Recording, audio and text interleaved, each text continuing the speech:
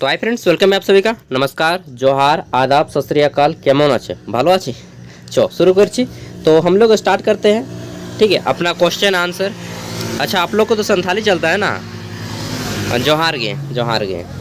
तो सबसे पहली बात कि यहाँ पे क्या होगा, मैथमेटिकल एंड कंप्यूटेशनल थिंकिंग का पढ़ाई होगा, ग्रुप बी का, ठीक है। जो कल एग्जाम हुआ है, कल एग्जाम हल है ने, तो वही टके हम इन क्वेश्चन आंसर करवाई इसमें, ठीक है। तो चला शुरू करिए। सेशन 23-27, ठीक है। एग्जामिनेशन 2024 लिखा है, बट कल हुआ है 2025। 3 मई 2025 को एग्जाम हुआ है, 2024 लिखा जाता है। क्यों लिखता है 24 ये भी जान लीजिए। यूनिवर्सिटी लोग का एग्जाम लेने खाता है 24 में, लेकिन ले रहा है 25 में। उन लोग अपना गलती को छिपाता है और 24 प्रिंट करता है। समझ रहे बात को? हाँ, तो यही होता है, ठीक है। पेपर का नाम है मैथमेटिकल एंड कंप्यूटेशनल थिंकिंग, जो सब का हालत को ख़राब कर देता है खास करके जो आर्ट्स बैकग्राउंड के कैंडिडेट हैं उनको। फुल मार्क 75, पास करने के लिए 30 नंबर लाना होगा। टाइमिंग आपको 3 घंटा दिया जाता है, ठीक है। पेपर केवल और केवल एक लैंग्वेज रहता है, और वह है आपका इंग्लिश लैंग्वेज, ठीक है। पेपर को हिंदी लैंग्वेज में भी रहना चाहिए। क्यों रहना चाहिए? क्योंकि झारखंड एक हिंदी भाषी राज्य है, और यहाँ पे भाषा को पेपर छोड़ के बाकी सभी पेपर आपका हिंदी में होना चाहिए, ठीक है। पहले मैं पास होने का तरीका बताऊंगा कि पेपर में 30 नंबर कैसे लाएं। तो देखिए, 30 नंबर आप लिख के ला सकते हैं। लिखिएगा कैसे? तो 5 नंबर तो ये आपका 1 मार्क्स वाला है। हो सकता है आप 1 मार्क्स वाले सब ना बना पाएँ, ठीक है। तो आप बन जाएगा, बहुत ईजी है। फिर भी लिख के अगर आप पास होना चाहते हैं तो देखिए, आपको क्वेश्चन नंबर 3 हमेशा रिटर्न करने को ही आएगा, लिखने को आएगा, ठीक है। ये थ्योरी पेपर रहेगा। क्वेश्चन नंबर 3 जैसे कि बोला गया है इसमें, define harmonic mean with an example. Example के साथ हार्मोनिक मीन को बताना है, ठीक है। ये आपका 5 मार्क्स का है, तो 5 मार्क्स यहाँ से लिखिएगा। खाली लिखने वाला क्वेश्चन सब अभी हम दिखाएंगे, उसके बाद सॉल्व करेंगे पेपर को। तो 5 मार्क्स आपको वहाँ से मिलेगा अगर आप लिख के लाना चाहते हैं। यहाँ से आपका फिर आपको 8 मार्क्स मिलेगा लिखने को। ये कौन नंबर क्वेश्चन है? तो क्वेश्चन नंबर है आपका यहाँ पे ग्रुप बी में ABC ए नंबर, ठीक है। ये आपका 8 मार्क्स का लिखने को आएगा ही आएगा। और क्वेश्चन नंबर 3 में 8 मार्क्स का लिखने को आएगा ही आएगा, ठीक है, सब पेपर में। What do you understand by measurement of central tendency, इसमें पूछा गया था। उसमें हार्मोनिक मीन पूछा था, ठीक है, ग्रुप ए में, ग्रुप ए के पेपर में। तो जितना भी ऐसा क्वेश्चन आंसर बनेगा मैं सब करवा दूंगा। मतलब 12 नंबर का लिखने का आया। उसके बाद ये प्रायिकता का क्वेश्चन आएगा 7 नंबर का, तो ये भी आसान है, ठीक है। तो कुल मिला के हमारा 8, 7, 15 और 5 20 नंबर लिखने का है। इसके बाद देखिए यहाँ पे फिर से आपको लिखने का आएगा, यहाँ पे 7 नंबर का, define geometric mean with properties, ठीक है। तो 20 और 8 28 नंबर का फिर से लिखने का आ गया। यहीं पे देखिए आपको फिर से लिखने का आ रहा है कि find the arithmetical mean of first 40 number. तो ये तो नहीं लिखने का है, 28 नंबर लिखने का है। उसके बाद और लिखने का आता है क्या? तो और देख लेते हैं। और लिखने का नहीं आता है, लेकिन ये जो अंतिम क्वेश्चन आता है क्वेश्चन नंबर 9, जो कि बहुत ईजी होता है, यहाँ से भी आप चाहे तो 8 नंबर ला सकते हैं। 8 नंबर मैं एकदम कम, जो कुछ नहीं सकेगा उसको मैं बता रहा हूँ। तो 28 और 8 अगर आप जोड़िएगा तो आपका हो जाता है 36 नंबर। तो कोई भी कैंडिडेट इस पेपर में 36 नंबर उठा सकता है अगर थोड़ा सा मेहनत करे तो, ठीक है। क्वेश्चन आंसर मैं करवा दूंगा, जितना भी लिखने वाला सब क्वेश्चन रहेगा थियोरेटिकल, वो सबको करवा दूंगा। अब क्वेश्चन पेपर को सॉल्व करने का प्रयास करते हैं, ठीक है। 36 नंबर सबका अधिकार है कि हर कोई 36 नंबर यहाँ से उठा पाइएगा। बाकी सॉल्व जो करिएगा वो फिर ज़्यादा मार्क्स भी उठा पाइएगा, ठीक है। ये था लिखने वाला। यहाँ पे 28 नंबर का लिखने का आता है, ठीक है।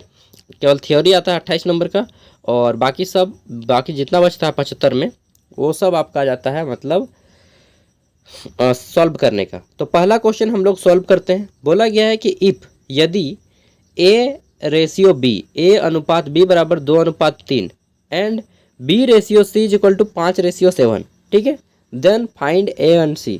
तो A और C का अनुपात पूछा गया है। दिया गया है A/B, रेशियो मतलब A/B, ठीक है, बराबर कितना दिया गया है 2/3, और B/C बराबर दिया गया है 5/7, ठीक है। तो हमें क्या पूछा गया है? A और C का अनुपात। यहाँ पे देखिए A और C का अनुपात पूछा गया है, ratio of A and C, ठीक है। तो A एंड C का रेशियो निकालने के लिए क्या कीजिएगा, मैं जिसको थोड़ा सा पतला कर लेता हूँ ताकि अच्छे से लिख पाए। हाँ, तो A/B बराबर दिया गया है 2/3, ठीक, और B/C बराबर हमारा दिया गया है 5/7। यहाँ पे देखिए ये सब दिया गया है ना। हाँ, तो A/C का रेशियो जो होगा A/C वह हो जाएगा हमारा, ये इसके साथ गुना होगा, ऊपर वाला उसके साथ और नीचे वाला नीचे के साथ, ठीक है। A/C का जो रेशियो होगा A गुना ऊपर का ऊपर के साथ गुना कीजिए 2 गुना 5 और नीचे वाला का नीचे वाला के साथ 3 गुना 7, 3 गुना 7। तो हमारा कितना हो जाएगा, 2 5 10 और 3 7 21, यानी कि 10 बट्टा हमारा जो आंसर आएगा रेशियो A/C का जो रेशियो आएगा कितना आ जाएगा, 2 गुना 5/3 गुना 7 बराबर हो जाएगा 10/21 आंसर। ये एक नंबर मिल गया आंसर, ठीक है। चलिए आगे देखते हैं। दूसरा क्वेश्चन है कि what is the length of a diagonal of a square of side 10 centimetre. अब जो लोग इंग्लिश नहीं जानते उनको थोड़ा सा दिक्कत हो सकता है। डायगोनल मिस होता है आपका विकर्ण, जैसे ये हमारा चतुर्भुज है, पूछा गया है चतुर्भुज के विकर्ण निकालें जिसकी एक भुजा 10 सेंटीमीटर है, तो ये इसको विकर्ण बोलते हैं, ठीक है। या तो चतुर्भुज का आपको परिमाप पूछेगा, अगर परिमाप पूछे तो 4 गुने भुजा होगा, 4 को भुजा से गुना कर दीजिएगा, ठीक है। ए मतलब भुजा होता है। अगर चतुर्भुज का स्क्वायर पूछ लेगा आपको कि एरिया, तब आपको भुजा स्क्वायर कीजिएगा A²। और अगर डायगोनल पूछ ले तो क्या कीजिएगा, भुजा जो दिया रहेगा उसमें √2 होता है, भुजा √2 ये होता है चतुर्भुज का डायगोनल फॉर्मूला है, ठीक है। भुजा गुने √2, तो भुजा कितना है यहाँ पे दिया गया है कि साइड 10 सेंटीमीटर, और क्या पूछा गया है, डायगोनल मतलब विकर्ण। तो लिख दीजिएगा डायगोनल बराबर, ठीक है, डायगोनल इज इक्वल टू 10√2, ठीक है।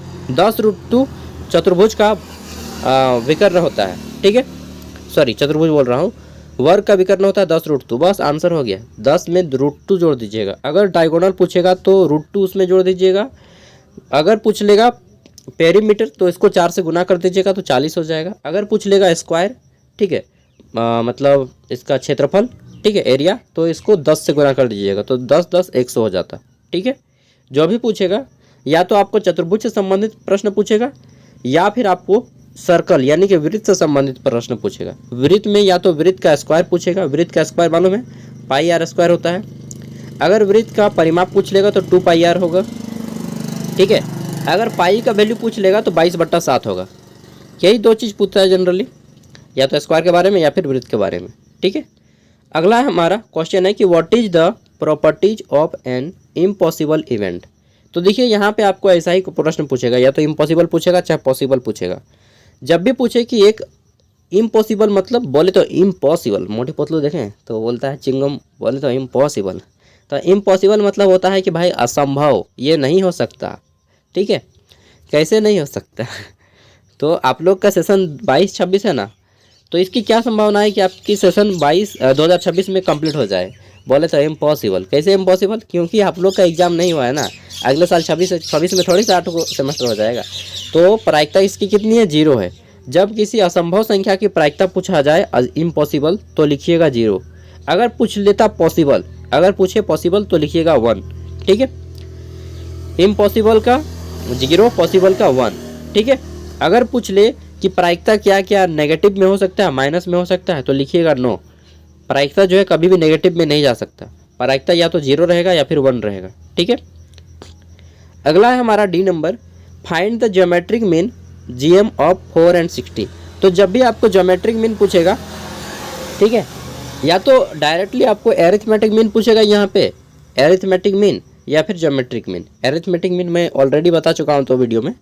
ज्योमेट्रिक मीन पूछे तो अंडर रूट दोनों संख्याओं का गुणनफल कर दीजिएगा, A × B, यहाँ पे x y भी बोल सकते हैं आप, ठीक है। तो अंडर रूट AB, A 4 है, B 16 है, तो गुना कर दीजिए अंडर रूट में। अंडर रूट 4 गुने 16 बराबर कितना हो जाएगा, अंडर रूट 16 हो जाएगा, सॉरी 64 हो जाएगा ना, 16 चौका 64। तो 64 किसका वर्ग है, 8 का वर्ग है, तो हमारा आ जाएगा 8। तो लिख दीजिएगा GM = 8। बस इस तरह से सॉल्व करके 1 नंबर मिल गया। 4 को हो गया। 5वां क्वेश्चन देखते हैं। 5वां क्वेश्चन है the 16th term of AP arithmetic progression तो यहाँ पे क्या पूछा गया है कि 16वां पद क्या है। टर्म मतलब होता है पद, ठीक है। 16वां पद क्या है एपी का। पहला पद है 5, दूसरा पद है 8, तीसरा पद है 11। देखिए इसका दो तरीका है, या तो आप जोड़ सकते हैं कि यहाँ से 3 जोड़ा है, यहाँ पर भी 3 जोड़ा, 8 से 3 जोड़ा तो 11 हुआ, यहाँ पर भी 3 जोड़ा तो हमारा 14 हो जा रहा है, फिर 3 जोड़ा तो 17। इस तरह से आप 16 नंबर तक जा सकते हैं। या दूसरा है आपका एक फार्मूला क्या है, जैसे 16 टर्म बोला है ना, तो पहले निकालिए ए पहला पद को ए बोलते हैं A1, ठीक है। दूसरा पद को A2 बोलते हैं, तीसरा पद को A3, चौथा को A4, इसी तरह से। और जो इनके बीच में डिफरेंस है, कितना का डिफरेंस है, 3 का। प्रत्येक पद में 3 का डिफरेंस है ना, तो उसको D बोलते हैं, ठीक है। D कितना है हमारा 3। अब एक फार्मूला निकलेगा A1 + D से। वो फार्मूला क्या है, जितना भी पद आपको निकालने बोले, 16 पद निकालने बोला है तो A + 15D होगा, 15D ये फार्मूला है। अगर 20वां पद निकालने बोलता तो A + 19D होता। समझ रहे बात को। अगर 10वां पद निकालने बोलता तो A + 9D होता, ठीक है।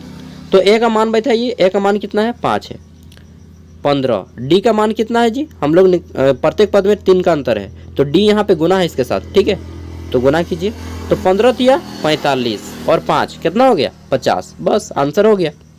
तो लिख दीजिएगा 16th टर्म ऑफ AP = बस सॉल्व करके 50, ठीक है। आंसर हो गया 5 नंबर। 5 नंबर इधर से लेते हैं और 28 नंबर लिख भी लीजिएगा ना, तो आपको कोई फेल नहीं करा पाएगा। और बाकी आप ज़्यादा नंबर लेते आइएगा, फेल तो नहीं कीजिएगा, इतना मुझे विश्वास है आप पे। क्योंकि आप लोग मेरे वीडियो को देखिएगा, उसके बाद जितना भी यूट्यूब में वीडियो है आपके मैथ से related, mathematical and computational thinking, सबको देख लीजिए। 5-6 घंटा आज खाली मैथ का ही वीडियो देखिए, ठीक है। इसी पर तो आराम से पास हो जाइएगा, बस इस पे पास हो जाओ बॉस। चलिए, मुझे तरस आता है यार आप लोग पे कि यार जो लोग मैथ नहीं सकता है उनका क्या होगा। लिख के पास करना होगा और क्या होगा, ठीक है। अब इसको सॉल्व करना है, कल मैंने सॉल्व करके बताया है। देखिए पहला है 2x + 3y = 22, ठीक है। तो x और y का वैल्यू निकालना है। दूसरा है x + y = 10, ठीक है। तो यहाँ पे पहले लिखिएगा 2x + 3y = 22 जो दिया है हमारा इक्वेशन 1 हुआ, इक्वेशन मतलब समीकरण 1। और दूसरा क्या दिया गया है x + y = 10, ठीक है। ये हो गया हमारा समीकरण 2। लिख दीजिएगा समीकरण 1, समीकरण 2। अब समीकरण 2 को पहले सॉल्व कीजिए, क्योंकि ये x + y है, आसान है इसको सॉल्व करने में। x + y = 10 है, ठीक है। हम इधर क्या करेंगे, तीर का निशान देंगे, तीर का निशान, x रखेंगे इधर, तो उधर क्या हो जाएगा 10 - y हो जाएगा। इधर प्लस में है ना, तो इधर आके 10 - y हो जाएगा। बाप रे, बहुत स्पीड जाता है यार मेन रोड में, ठीक है। तो हमारा 10 - y हो जाएगा x का वैल्यू। अब x का वैल्यू अब यहाँ पे बैठा दीजिए, लिख दीजिएगा समीकरण 1 में x का मान रखने पर, ठीक है। आप हिंदी लिख सकते हैं, कोई टेंशन नहीं। 2x + 3y = 22, ठीक है। और जो लोग इंग्लिश जानते हैं वो लोग तो इंग्लिश भी लिख सकते हैं। x का मान हम लोगों ने कितना आया था, x का मान ये हमारा y इधर चला गया तो 10 - y आया था ना, तो कीजिए 2 × 10 - y, ठीक है, + 3y = 22। सॉल्व कीजिए, बहुत आसान है।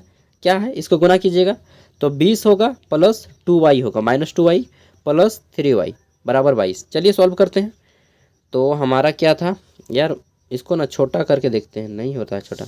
लैपटॉप में कर सकते थे बट ना पानी आ गया ना, तो लैपटॉप अभी ऑन नहीं होगा, मतलब स्विच ऑफ हो गया। कल रात को ही एक सदर हॉस्पिटल का वीडियो बनाए हैं, ठीक है।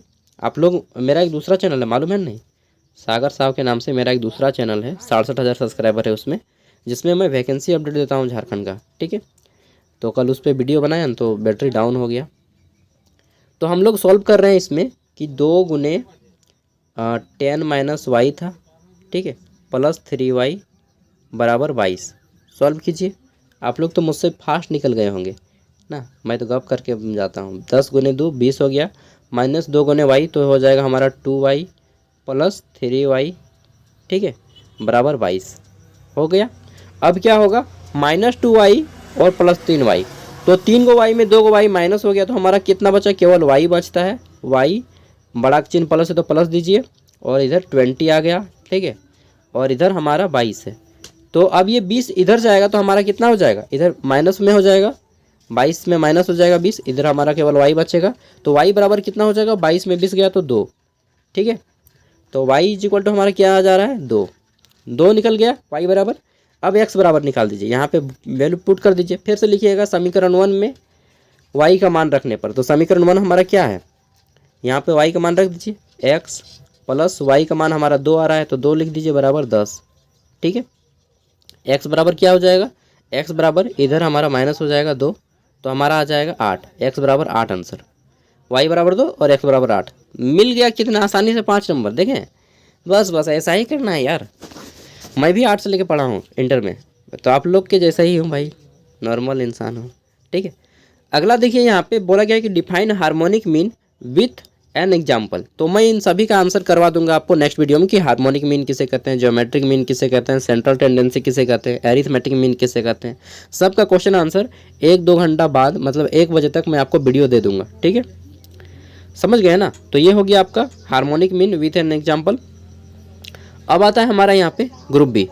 तो ये भी आपका 5 मार्क्स का बन जाएगा, ये भी 5 मार्क्स का बन जाएगा 10 नंबर, और ये 1 मार्क्स वाले सभी बन जाएंगे 15 नंबर, और 28 नंबर लिखने का है ना, तो आराम से आप लोग 45-50 नंबर लेते आइएगा।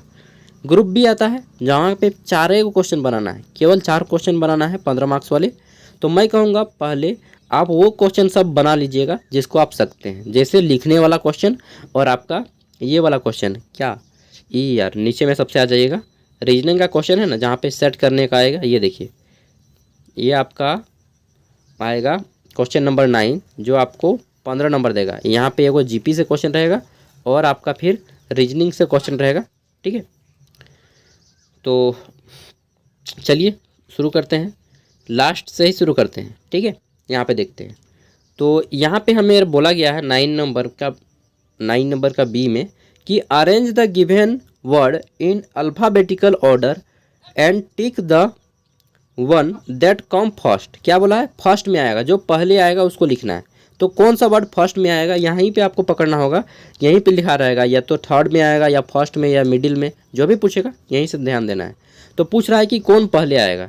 तो देखिए हमने अप्रोच क्या निकाला है कि सबसे पहले जो वर्ड आता है वो पहले आता है।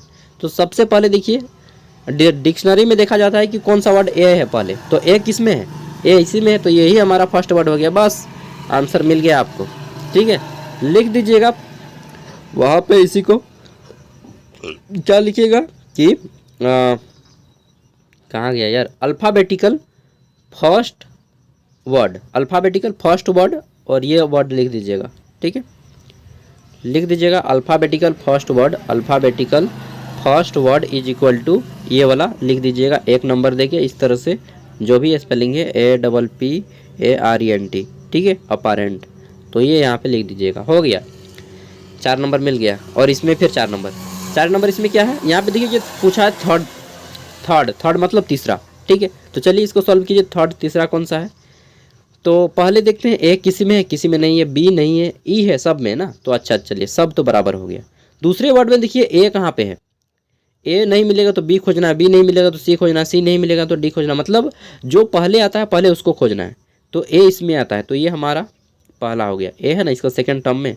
सेकंड टर्म में देखिए बी किसी का है, नहीं है, सी है, हाँ इसका सी है, तो ये हमारा सेकंड रैंक मिलेगा इसको। अब देखिए उसके बाद इसमें एन है, तो एन पहले आता है ना एम पहले आता है, तो पहले एम आता है, तो ये हमारा तीसरा टर्म हो गया ये, ठीक है। तो इसी को तो फाइंड करना है, ठीक है। तो ये हमारा इसमें भी 4 नंबर मिल गया, 4 8 नंबर, ठीक है। और उधर से 15 नंबर, कितना हो गया, बस आप लोग तो लेते हैं 15 8 24 नंबर। इस तरह से जोड़ के अगर आप बनाइएगा ना 3 घंटा में आराम से आप 50-55 नंबर पहुंचा दीजिएगा, ठीक है। ये हो गया आपका। अब देखिए यहाँ पे 9वां का जो पहला क्वेश्चन है ये थोड़ा सा टफ हो सकता है क्योंकि ये जीपी का है, ठीक है, ज्योमेट्रिक।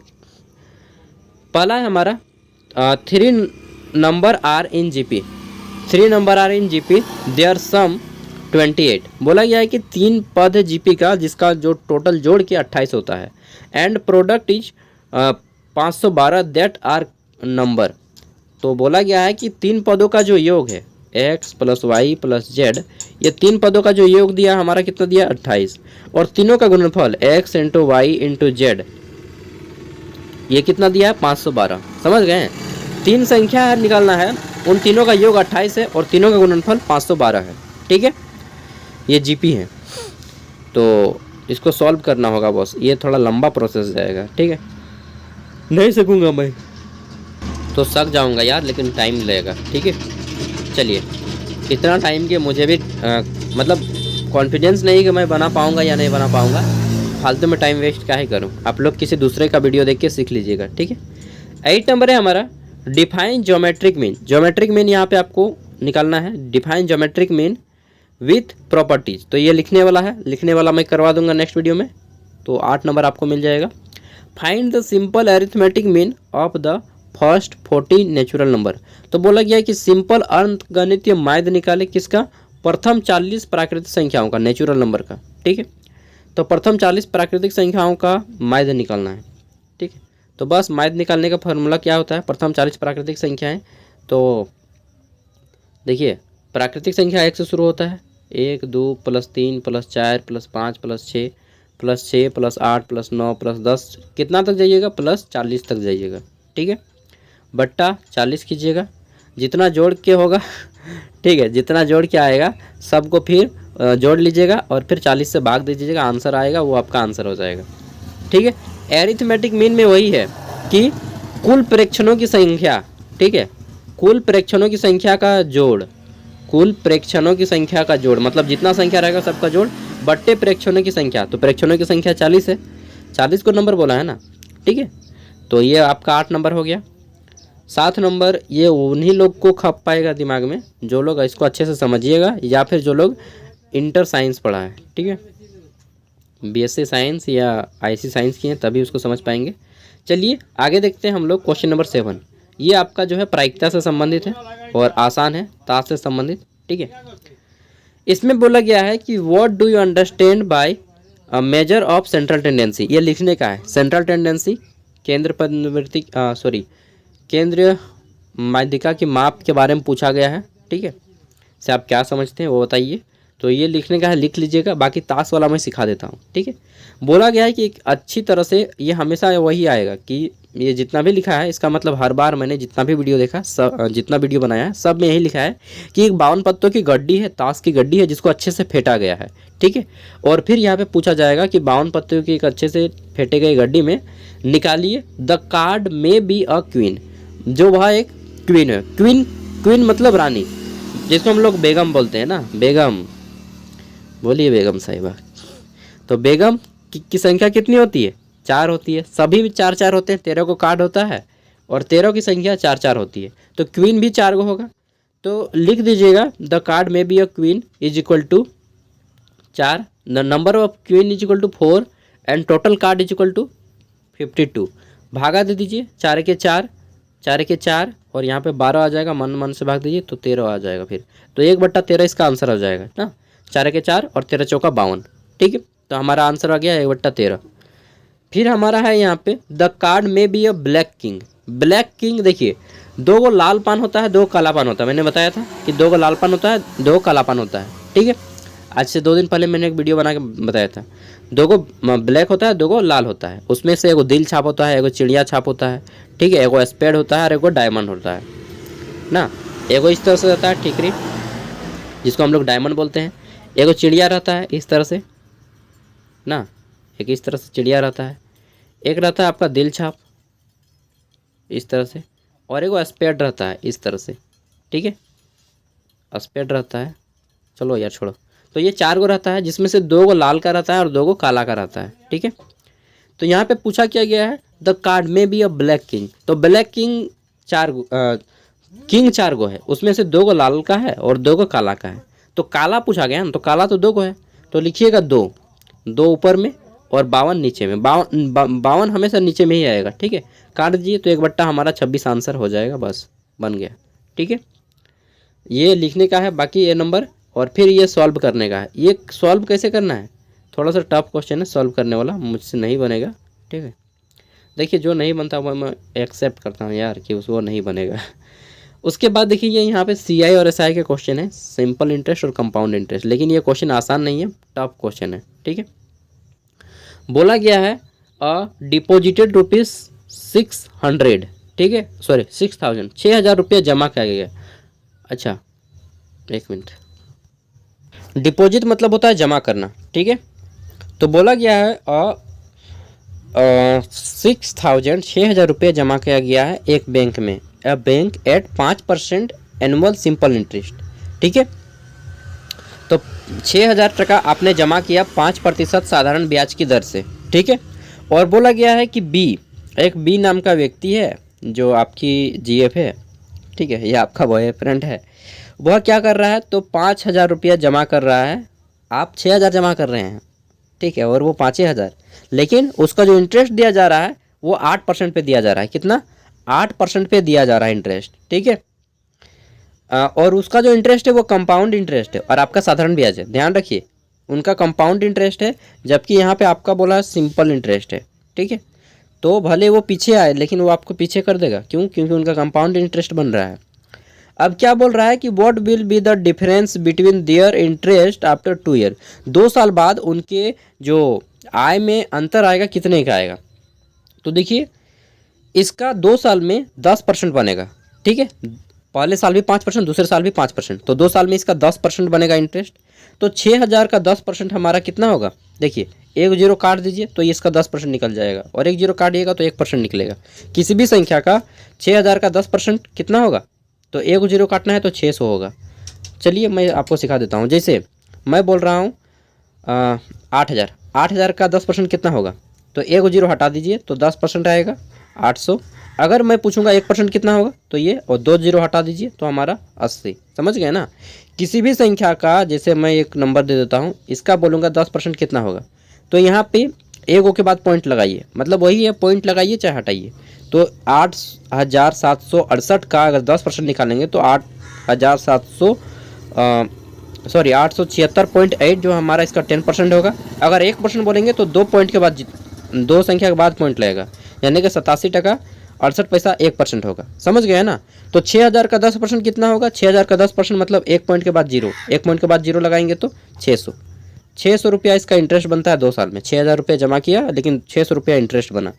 अब ये 5000 जमा कर रहा है, कितना जमा कर रहा है, 5000, ठीक है, 5000 जमा कर रहा है, तो 5000 जमा कर रहा है, ठीक है।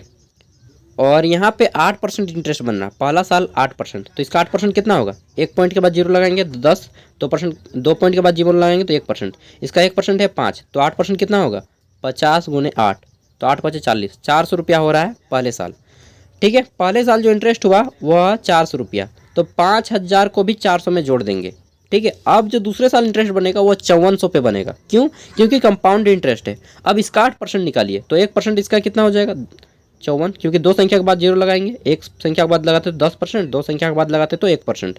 1% जब 54 हो रहा है तो 2 साल का कितना हो जाएगा, अच्छा 1% 54 हो रहा है, ठीक है, 1% मेरा हो गया 54, ठीक। इसका 8% निकालिए, 8 से गुना कर दीजिए तो 8 चौका 32 और 5 चौका 5 8 40, 5 8 40, 432 रुपया दूसरे साल इंटरेस्ट बना, और पहले साल बना था 400 रुपया। टोटल कितना इंटरेस्ट बना, तो 832 रुपये इंटरेस्ट बन रहा है, ठीक है। और उसका इंटरेस्ट कितना बना था, 600, और इसका कितना बन रहा है, 832। तो जीत कौन गया, मैंने बोला था ना कि पहला वाला जीत जाएगा। 232 रुपया ज़्यादा इंटरेस्ट बन रहा है, किसका, ये भाई बॉयफ का बन रहा है ना, बीएफ का बॉयफ्रेंड का ज़्यादा इंटरेस्ट बन गया, क्योंकि ये टैलेंटेड है बंदा। अच्छा चलिए, मजाक नहीं बोल रहा हूँ, पापा की परियां थोड़ा सा, ऐसा कोई बात नहीं है बॉस, ठीक है ना। लड़की कम माइंडेड की होती है ना लड़का कम माइंडेड का होता है, दोनों सेम है। मैं मजाक के तौर पे बोलता हूँ, इसको सीरियसली मत लीजिएगा, ठीक है। चलिए तो ये हो गया ना, निकाल लीजिएगा। लेकिन इसका फॉर्मूला है, फॉर्मूला क्या है देखिए, लिख दीजिएगा। क्वेश्चन क्या पूछा गया है, यहाँ पे क्वेश्चन पूछा गया है कि difference between their interest in 2 year, लिखिएगा difference between interest in 2 year बराबर इज इक्वल टू क्या लिखिएगा, तो PRT बाय PRT, ये होता है सिंपल इंटरेस्ट का फॉर्मूला, बाय 100, ठीक है। P मतलब प्रिंसिपल, R मतलब rate, T into time, PRT by 100, ठीक है। ये होता है साधारण ब्याज। और दूसरा होता है CI बराबर, ये SI सिंपल इंटरेस्ट, ये CI बराबर होता है P + 1/R into R/10। p into 1+r/100 का पावर n। ठीक है, ये दोनों निकाल लीजिएगा, फिर माइनस कर दीजिएगा, या फिर डायरेक्ट भी आप कर सकते हैं ऐसा कि दोनों का अंतर बराबर p इंटू 1+r/100, ठीक है, का पावर n माइनस p/100। ठीक है, दोनों सेम प्रोसेस है, बस एक एक करके निकालिए चाहे साथ में निकालिए। समझ गए, ये फॉर्मूला है, फॉर्मूला बैठा बैठा के निकाल दीजिएगा। चलिए आगे देख लेते हैं। और मैं फिर से बोलूँगा कि जितना भी यूट्यूब में दूसरा भी चैनल लोग अपलोड कर रहा है उनका भी मैथ का क्वेश्चन आप देख लीजिए। ठीक है, अगला है a sum of money, a sum of money, ठीक है, एट सिंपल इंटरेस्ट अमाउंट, साधारण ब्याज पे कुछ राशि है उसका जो 2244 रुपया बन रहा है। क्या बन रहा है? शुद्ध इंटरेस्ट, इंटरेस्ट बन रहा है, इंटरेस्ट अमाउंट 2240 रुपया इन 2 ईयर, 2 साल में। ठीक है, और फिर पूछ रहा है कि 2600 रुपये इन 5 ईयर, फाइंड द सम। ठीक है, तो 2 साल में बन रहा है, कुछ राशि है उसका राशि मालूम नहीं है, बस बोल दिया कि सूद हमारा बना है भाई 2 साल में, मेरा 2 सूद बना, वह बन गया है 2240 टका, और 5 साल में मेरा सूद बन गया है कितना? 2600 टका। किस पे? साधारण ब्याज पे, सिंपल इंटरेस्ट पे। तो निकाल लीजिएगा, कैसे निकालिएगा? 5 साल में हमारा बन रहा है 2600 टका, ठीक है, और 2 साल में कितना बन रहा है? 2 साल में बन रहा है 2240 टका, 2240 टका। ठीक है, अंतर अगर हम निकाल देंगे तो हमारा 3 साल का अंतर आ जाएगा। अच्छा, ये पूछ रहा है मूलधन कितना है, तो आप अंतर निकाल दीजिए, अंतर कितना आएगा? 3 साल का अंतर आ जाएगा। ठीक है, तो अंतर हमारा आ जाएगा यहाँ पे 3 साल का। अच्छा, ये मैं बता रहा हूँ कंपटीशन का मैथ इस तरह से बनेगा, इसको सॉल्व करना होगा फॉर्मूला से। फॉर्मूला बैठा के लगा लीजिएगा, PRT वाला, PRT/100, ठीक है, और माइनस ये आपका यहाँ पे आएगा 5 साल वाला, फिर आएगा PRT/100, यहाँ पे आप दीजिएगा 2 साल वाला, ठीक है, और फिर आपका निकल जाएगा। 1 साल का इंटरेस्ट क्या होगा? जब 2 साल का 2240 है तो 1 साल का 1120 रुपया होगा। ठीक है, और इसका जो 5 साल वाला है, इसका 5 साल में कितना निकलता है जी? तो इसको 5 से गुना कीजिएगा तो 11 पचे 5500, ठीक है, और 20 पचे 100, 5600, इसका अलग निकल रहा है। देखिए, साधारण ब्याज और चक्रवृद्धि ब्याज का जो क्वेश्चन है उतना आसान नहीं है जितना आसान समझ रहे हैं हम लोग ना, टफ क्वेश्चन है, इतना आसान नहीं दिया, लेकिन इतना आसान देना चाहिए कि सब बना सके। चलिए, इतना ही क्वेश्चन मैं बना पाऊँगा, आप लोग बाकी सॉल्व कर लीजिएगा। मैथ का बहुत लोग पढ़ा रहा है भाई यूट्यूब में, पढ़ लो भाई उनसे। ठीक है दोस्तों, बॉयज़ एंड गर्ल्स, मैं सबको बोल रहा हूँ मैथ का क्लास कर लीजिए दूसरे टीचर से यार। ठीक है, मुझसे नहीं बन रहा है, मैं इसमें हार मान जा रहा हूँ। ठीक है, क्योंकि मैथ सिंपल 10th लेवल का नहीं है ये मैथ। ठीक है, तो आप लोग मैथ का क्लास कर लीजिए दूसरे टीचर से, 5 घंटा 6 घंटा देखिए ना, दिमाग को दही बनाइए थोड़ा, यही तो डिफरेंस है दोस्त। ग्रेजुएशन यही तो आपको सिखाता है। ठीक है, साधारण आदमी से आपको डिफरेंस करता है, 12th पास कैंडिडेट से आपको डिफरेंस करता है, इसीलिए कि आप जो है थोड़ा सा इंटेलिजेंट बन जाएं। अभी आप नहीं पढ़ाई करते तो इतना माइंड में टेंशन नहीं रहता, थोड़ा सा टेंशन बन रहा है। क्यों? क्योंकि ये जो टेंशन है आपको आगे चल के फैमिली लाइफ में काम देगा, बड़ा बड़ा सिचुएशन आएगा, आप इजीली झेल पाएंगे। ठीक है, बोलते हैं कि जो मैथ से नहीं डरता है ना तो जीवन में किसी से नहीं डरेगा। ठीक है, और मैथ का जो प्रेशर झेल लेगा ना, फिर बाकी सब प्रेशर झेल लेगा। चलिए, तो झेलिए इसको, सीखिए दूसरे टीचर से। मुझसे इतना ही क्वेश्चन बना, बाकी जितना भी थ्योरी का बनेगा क्वेश्चन आंसर लिखने वाला, उसका मैं एक अलग वीडियो जल्दी ही लाऊंगा। ठीक है, 1 बजे तक लाऊंगा। बाय। इसका PDF अगर आपको चाहिए तो PDF वीडियो का डिस्क्रिप्शन में मिल जाएगा। सॉरी, मैं सब क्वेश्चन सॉल्व नहीं कर पाया। ठीक है।